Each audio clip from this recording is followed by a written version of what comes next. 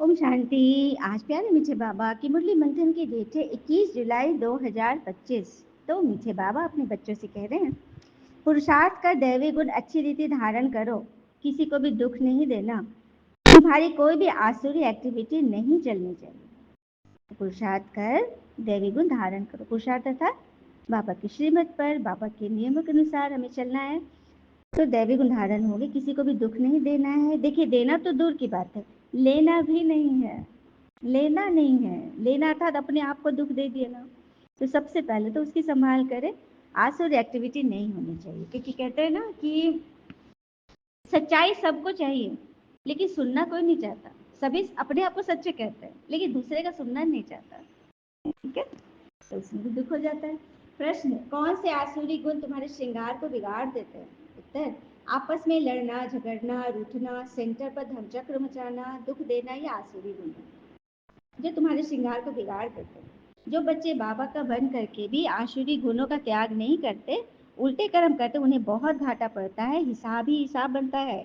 बाबा के साथ धर्मराज भी तो है। तो जो व्यक्ति गलत कर्म करते हैं, गलत सोच रखते हैं, बात को समझते नहीं, उल्टे ही अपने हिसाब किताब गिनाने लगते हैं, तो उनके साथ बहुत घाटा पड़ेगा और 1 का 100 गुना मिलता है। आइए एक कथा से समझते हैं। एक रोज रास्ते में एक महात्मा अपने शिष्य के साथ भ्रमण पर निकले।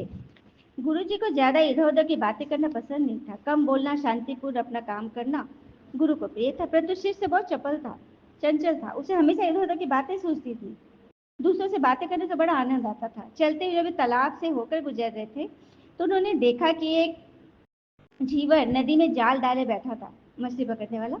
शिष्य यह सब देखकर खड़ा हो गया और वहीं पे अहिंसा परमो धर्म का उपदेश देने लगा उसको। लेकिन वो माझी कहाँ समझने वाला था। क्या बोलते हैं, मछुआरा। पहले से टाल मटोल करनी चाहिए, लेकिन बात जब बहुत बढ़ गई तो शिष्य और मछुआरा में झगड़ा शुरू हो गया। ये झगड़ा देखकर गुरुजी, जो उससे बहुत आगे बढ़ गए थे, लौट कर आए और शिष्य को पकड़ कर ले चले। गुरुजी अपने शिष्य से कहा, बेटा, हम जैसे साधुओं का काम सिर्फ समझाना है, लेकिन ईश्वर ने हमें दंड देने के लिए धरती पर नहीं भेजा है। हमें हमें दंड देने का अधिकार नहीं है। लॉ अपने हाथ में लेने का अधिकार हमें नहीं है। शिष्य ने पूछा, महाराज को न तो बहुत से दंडों के बारे में पता है, नहीं हमारे राज्य का। तो राजा बहुतों को दंड देते, तो आखिर इसको कौन दंड देगा? जैसे जब गुरु ने कहा ना, ईश्वर को दंड देने का अधिकार है, हमें नहीं, तो मतलब महाराज जो यहाँ के राजा, उनको तो इतने सारे दंडों का पता भी नहीं होगा, तो आखिर इसको कौन दंड देगा?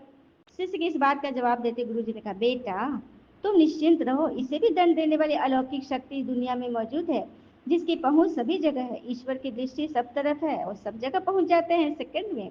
इसलिए अभी तुम चलो, इस झगड़े में मत पड़ो, इसलिए इस झगड़े से दूर रहो। शिष्य गुरु जी की बात सुनकर संतुष्ट हो गया, उनके साथ चल दिया। इस बात को ठीक 2 वर्ष ही बीते थे। एक दिन गुरुजी और शिष्य दोनों उसी तालाब से होकर गुजरे। शिष्य भी अब 2 साल पहले की तरह झीवर वाली घटना भी भूल गया था, मछुआरे वाला। उन्होंने उसी तालाब के पास देखा, एक चुटियल सांप बहुत कष्ट में था। उसे हजारों चींटियां नोच नोच कर मतलब उसको परेशान कर रही थी। शिष्य ने यह दृश्य देखा तो उसे रहा नहीं गया। दया से उसका हृदय पिघल गया। वह सर्प को चींटियों से बचाने के लिए जाने ही वाला था कि गुरुजी ने उसका हाथ पकड़ लिया और उसे मना करते हुए कहा, बेटा, इसे अपने कर्मों का फल भोगने दो। यदि अभी तुमने इसे रोकना चाहा, तो उस बेचारे को फिर से दूसरे जन्म में दुख भोगने पड़ेंगे, क्योंकि कर्म का फल अवश्य भोगना पड़ेगा। शिष्य ने गुरुजी से पूछा, गुरुजी, इसने कौन सा कर्म किया? ये तो दुर्दशा में फंसा है, चींटियां उसे खा रही हैं। गुरुजी बोले, ये वही बछवाड़ा है जिसे तुम पिछले वर्ष इसी स्थान पर मछली न मारने का उपदेश दे रहे थे। वह तुम्हारे साथ लड़ने के लिए आग बबूला हो गया था। वे मछलियां ही चींटी हैं जो उसे नोच कर खा रही है, जितनों को इन्होंने पकाया मारा है। ये सुनते ही बड़े आश्चर्य से शिष्य ने कहा, गुरुजी, ये तो बड़ा ही विचित्र न्याय है। गुरुजी ने कहा, बेटा, इसी लोक में स्वर्ग नरक के सारे दृश्य मौजूद है। हर क्षण तुम्हें ईश्वर के न्याय के नमूने देखने को मिलेंगे। चाहे तुम्हारे कर्म शुभ हो या अशुभ, उसका फल तुम्हें भोगना ही पड़ता है। इसलिए ही वेद में भगवान ने उपदेश देते हुए कहा है, अपने किए कर्म को हमेशा ध्यान रखो। यह विचारते रहो तुमने क्या किया, क्योंकि ये सच है। क्योंकि ये सच है, जो तुम यहाँ करोगे तुम्हें अगले जन्म भोगना पड़ेगा। जीवन का हर क्षण कीमती है, इसलिए उसे व्यर्थ की बातों से, व्यर्थ के लड़ने झगड़ने, रूठने, धमचक्र मचाने से, आसुरी एक्टिविटी पालने से, अपने आप को दुख देने से बचा के रखो। है ना बड़ी बात।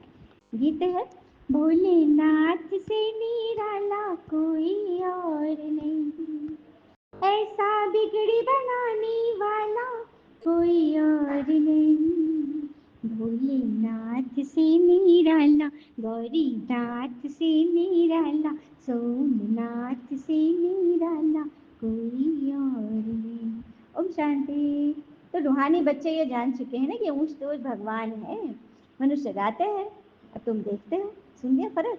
मनुष्य से गा ही रहे हैं, भोलेनाथ से निराला कोई और नहीं, लेकिन हम बच्चे भोलेनाथ की गोद में बैठे हैं, देख रहे हैं उनको। हमें पता है, बुद्धि से हम जानते हैं कि वो हमको पढ़ा रहे हैं। आत्मा ही पढ़ती है शरीर से, शरीर नहीं पढ़ रहा, आत्मा पढ़ रही है। पढ़ाने वाले स्वयं परमात्मा है, क्योंकि बाबा है सर्वशक्तिवान। उनसे तुम बच्चों को शक्ति मिलती है, योग से शक्ति जास्ती मिलती है, जिससे तुम पावन बनते हो। बाबा तुमको शक्ति देते हैं विश्व पर राज करने की, इतनी महान शक्ति देते हैं। ये साइंस आदि जो सब बनाते हैं, बॉम्ब आदि, वो तो विनाश के लिए है। उनकी बुद्धि विनाश के निमित्त बनती है और तुम्हारी बुद्धि अविनाशी पद, राजाई पद पाने के लिए। देखा? हाँ, तो तुम बच्चों को कितनी खुशी होनी चाहिए, जिससे कुछ मिलता है उनको याद किया जाता है ना। हाँ, जैसे कन्या का अपने पति से कितना लव रहता है जब शादी इसकी तय होती है, क्योंकि पति से जो ससुर घर में गृहस्थी मिलती है, माल थाल मिलता है, इज्जत मान मर्यादा मिलता है। हाँ, तो पति की पिछाड़ी कितना ध्यान देती है। तो ये तो है पिताओं का पिता भगवान। अब पिता श्रृंगार करके भेजते हैं ना, शादी के समय कितना श्रृंगारी रहती है कुमारी कन्या। हाँ, तो पिता यहाँ तुम्हारे कितना श्रृंगार करते। पिता हमें पता है कहाँ भेजने वाला है परमात्मा, ससुर घर। हमारा ससुर घर है विष्णुपुरी, श्री विष्णुपुरी के राज में सुखधाम जाने वाले हैं। तभी तो भगवान हमारा ज्ञान रत्नों से श्रृंगार कर रहे हैं, हम कन्याओं का। क्या बात है, हम माताओं का। ऊंच पद प्राप्त कराने के लिए भगवान हमारा ज्ञान रत्नों से श्रृंगार करा रहे। तो तुम बच्चों को कितना नशा रहना चाहिए, बोलिए। हाँ, लेकिन हाँ, जब देही अभिमानी बनोगे, अच्छी रीति धारणा करोगे, तभी तुम उच्च पद पाओगे। बिना बात के फालतू बातों में अपनी मनस्थिति गिरा लेना, अपनी अवस्था गिरा लेना, वैद के बोल बोलने, हाँ, उल्टे सुलटे संकल्प चलाने, यह तो फिर आसुरी एक्टिविटी हो गई ना। तुम बच्चे दुख हरता सुख करता पिता के बच्चे हो, तो तुम्हारे अंदर भी संस्कार होने चाहिए ना। और हाँ, जो सेंटर संभालते हैं उन पर तो बहुत बड़ी रिस्पॉन्सिबिलिटी है। जैसे बाबा कहते हैं, बच्चे अगर कोई भूल करता है तो 100 गुना दंड पड़ता है, लेकिन अगर हेड कोई भूल करे तो कहते हैं ना, एक जिसके ऊपर सारा मदार है वो नीचे से खिसका तो सारे ही गिर जाएंगे धड़ाम से, है ना। इसीलिए बहुत बहुत बहुत संभाल करनी है, क्योंकि तुम ब्राह्मण सुधारने के निमित्त बने हो। अगर खुद ही नहीं सुधरे तो फिर औरों को क्या सुधारेंगे, बहुत नुकसान हो पड़ता है। क्योंकि बाबा पिता भी है तो साथ साथ धर्मराज भी है। धर्मराज द्वारा बड़ी सजा खिलाते हैं, ऐसे कुछ कर्म करते हो तो बहुत घाटा पड़ जाता है। हिसाब ही हिसाब है, और बाबा के पास तो पूरा ही हिसाब है, पूरे हिसाब है बाबा के पास। बाबा के हिसाब में कोई हेर फेर नहीं हो सकती। कहते हैं ना, जिंदगी मिली है ना तो कुछ करके दिखाओ, अगर वक्त खराब है तो उसे बदल कर दिखाओ। तो ऐसा राजभाग पाने के लिए बच्चों को बहुत खबरदार रहना है। कई बच्चे ब्राह्मणी टीचर से भी तीखे हो जाते हैं, है ना। अच्छी सर्विस नहीं करोगे तो जन्म जन्मांतर दास दासिया बनेंगे, टीचर प्रति बाबा कह रहे हैं। ठीक है, ऐसा नहीं कि हम टीचर है तो बहुत आगे हैं, नहीं, बच्चे भी, स्टूडेंट भी आगे जा सकते हैं। बाबा सम्मुख आते ही बच्चों से पूछते हैं, बच्चे देही अभिमानी होकर बैठे हो। बाबा चलिए मंथन सुनने वाले से सभी बाबा पूछ रहे हैं, देही अभिमानी होकर सुनते हो, अर्थात मंथन के पॉइंट को नोट करते हो, विचार सागर मंथन करते हो, एक एक पॉइंट धारण करते हो रोज। हाँ, तो घूमते फिरते भी विचार सागर मंथन करना है। बहुत बच्चे समझते हैं हम जल्दी जल्दी नर की चीची दुनिया से जाए सुखधाम। बाबा कहते हैं अच्छे अच्छे महारथी योग में बहुत फेल है, उनको भी पुरुषार्थ कराया जाता है। योग नहीं होगा तो एकदम गिर पड़ेंगे। अच्छे अच्छे महावीर महावीरनिया, ज्ञान तो बहुत अच्छा है, भाषण बहुत अच्छा देते हैं, लेकिन योग नहीं है। योग नहीं होगा तो गिर पड़ेंगे, छोटी छोटी बातों में फंस पड़ेंगे। है ना, हम सब अपनी चेकिंग करें। फिर बाबा कहते यहाँ अच्छे अच्छे बच्चों को भी माया करने नहीं देती। बाबा कहते हैं चार्ट बनाओ तो उन्नति होगी, लेकिन चार्ट भी नहीं डालते, तो फिर याद में कैसे रहेंगे। अभी तुमको देही अभिमानी बनना है, कुछ न कुछ सहन करना ही पड़ेगा। हाँ, मियाँ मिट्ठू नहीं बनना कि हम तो बहुत काबिल है, बहुत योग्य है, बहुत गुणी है, बहुत मतलब सहयोगी है, सेवाधारी है। खुद से नहीं बोलना, खुद से बोलना मियाँ मिट्ठू बनना है। ठीक है, अब बाबा ऐसे थोड़ी कहते कि हड्डी दे दो, बाबा तो कहते तंदुरुस्ती अच्छी रखो, स्वस्थ रहो, सर्विस भी अच्छी रीति करो। बीमार पड़ेंगे तो पड़े ही रहोगे ना, बीमार अगर हो जाओगे तो बेड पे ही पड़े रहोगे, किसी काम के नहीं, और ही 10 लोगों की सेवा में लगा लोगे, तुम क्या ही सेवा करोगे। कोई कोई हॉस्पिटल में भी समझाने की सर्विस करते हैं तो डॉक्टर लोग कहते हैं अरे ये तो फरिश्ते हैं। एक आत्मा का अनुभव बता रही हूँ, उनके हाथ की हड्डी टूटी थी, प्लास्टर बांधा गया था, हॉस्पिटल से निकल आई कि नहीं मुझे यहाँ का माहौल नहीं चाहिए, पट्टी वट्टी भी खोल दी। शिव बाबा है ना, एकदम नियम से, और जाते समय सभी पेशेंट और डॉक्टर से ओम शांति बाय बाय करके निकली। सभी लोग ओम शांति बोल रहे थे, मतलब सारे को भगवान का परिचय दी थी। तो ऐसे भी फरिश्ते बच्चे हैं। हाँ, जितना जितना याद बल में रहेंगे उतना मनुष्य को तुम खींचेंगे, इसमें ही तो ताकत है। तो प्योरिटी फर्स्ट, प्योरिटी है सबसे पहले मन की। देखिए तन की, धन की, घर की प्योरिटी रखना तो आसान है, बहुत आसान है, लेकिन मन की प्योरिटी, उसी में तो फंसते हैं बच्चे। और उससे मन प्योर नहीं होगा तो फिर योग नहीं लगेगा। सबसे पहले मन की प्योरिटी, फिर पीस और प्रॉस्पेरिटी उसके बाद है। याद में कमजोर मत बनो, याद में विघ्न पड़ते हैं, याद में रहने से तो पवित्र बनोगे, दैवी गुण भी आएंगे। कई बच्चे डिसर्विस सॉरी बाबा, कई बच्चे डिसर्विस कर अपने आप को जैसे श्रापित कर देते हैं, दूसरों को तंग करते हैं। हाँ, क्योंकि वह सोचेंगे तो फिर इसका वाइब्रेशन दूसरे तक जाएगा। कपूत बच्चा बनते हैं तो अपने आप को आप ही श्रापित कर लेते हैं, डिसर्विस करने से एकदम घाटे में पड़ जाते हैं। बहुत बच्चे जो विकार में गिर पड़ते हैं या क्रोध में आकर पढ़ाई छोड़ देते हैं। अनेक प्रकार के बच्चे यहाँ बैठे हैं, यहाँ से रिफ्रेश होकर जाते हैं लेकिन फिर जाकर सब भूल जाते हैं। बाबा कहते हैं क्षमा अपने पर आप ही करो, खुद को क्षमा करो। कहते हैं ना कि एक पेड़ की खूबसूरती फूल और पत्तों पर निर्भर करती है, ठीक उसी प्रकार इंसान की खूबसूरती उसके विचार और व्यवहार संस्कार पे पड़ती है।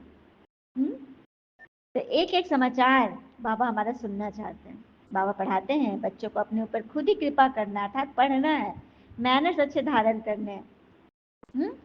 इसी में तो मेहनत है। माया बड़ी दुश्मन है, बंदर से मंदिर बनने नहीं देती, उच्च पद पाने के बदले और ही बिल्कुल नीचे गिर पड़ते हैं, फिर कभी उठ न सके मर पड़ते हैं। बाबा बच्चों को बार बार समझाते हैं ये बड़ी ऊंची मंजिल है, विश्व का मालिक बनना है। बड़े आदमी के बच्चे बड़ी रॉयल्टी से चलते हैं, कहाँ बाबा की इज्जत न जाए, पिता की इज्जत न जाए, है ना। राजा का बच्चा कितना रॉयल्टी से चलेगा, और हम बच्चे, हमको लगता है कोई देख नहीं रहा है। सबसे पहले तो हमारे बाबा देख रहे हैं, हमारे सारे करतूत, हमारे मन की सारी रचना वो देख रहे हैं। इसलिए बाबा वार्निंग देते हैं बच्चे खबरदार हो चलो, जेल बर्ड्स न बनो। हाँ, जेल का कैदी मत बनो। संभालो अपने आप को। जो विश्व का मालिक बनने वाले बच्चे, उनके ख्यालात बहुत ऊंचे और चलन बड़ी रॉयल होगी।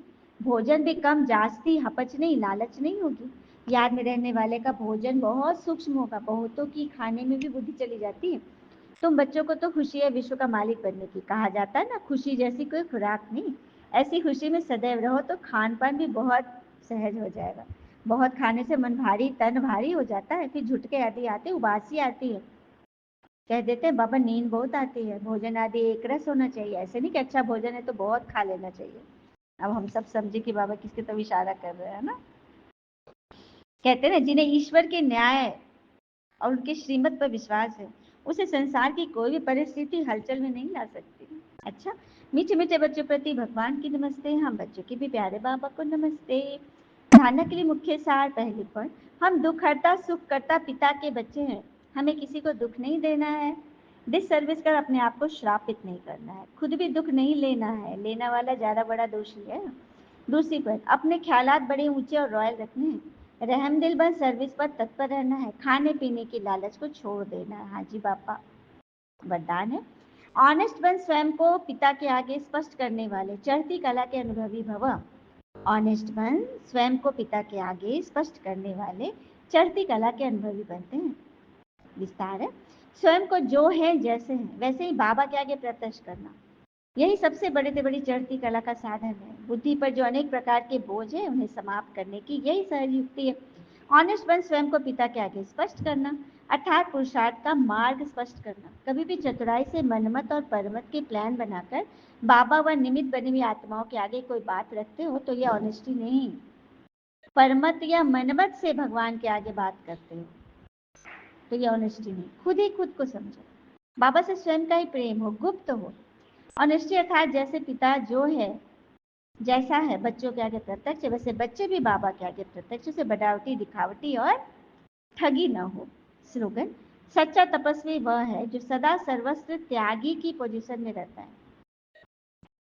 सच्चा तपस्वी वह है जो सदा सर्वस्व त्यागी की पोजीशन, त्याग अर्थात हमने ये छोड़ा, हमने बाबा से मिला, ये छोड़ा, वो छोड़ा, बाजार का छोड़ा। हाँ, यह बोलना भी अभिमान है कि आपको अभी भी वो ज्ञान है, संज्ञान है, आपने कुछ छोड़ा, आपने कुछ नहीं छोड़ा। त्याग का भी त्याग करो, कभी भूल से स्वप्न भी नहीं आया आपने, अरे उसके बदले क्या मिल गया, भगवान मिल गए। अव्यक्त इशारे, संकल्पों की शक्ति जमा कर श्रेष्ठ सेवा के निमित्त बनना है। तो वर्तमान भविष्य का दर्पण है, वर्तमान की शेष सदा दर्पण द्वारा हमारा भविष्य दिखाती है। तो बस वर्तमान को सही रखो, हर दिन आज में चलो, भूत भविष्य भगवान आपका संभाल देंगे, और बाबा को लेटर तो लिखते ही रहो। ठीक है। ओम शांति। शुक्रिया बाबा, शुक्रिया बाबा के प्यारे प्यारे बच्चे। आप सबका जीवन सदैव सुख शांति समृद्धि सफलता संतुष्टि सदा भरपूर रहे और भरपूर करे। ओम शांति बाबा, ओम शांति।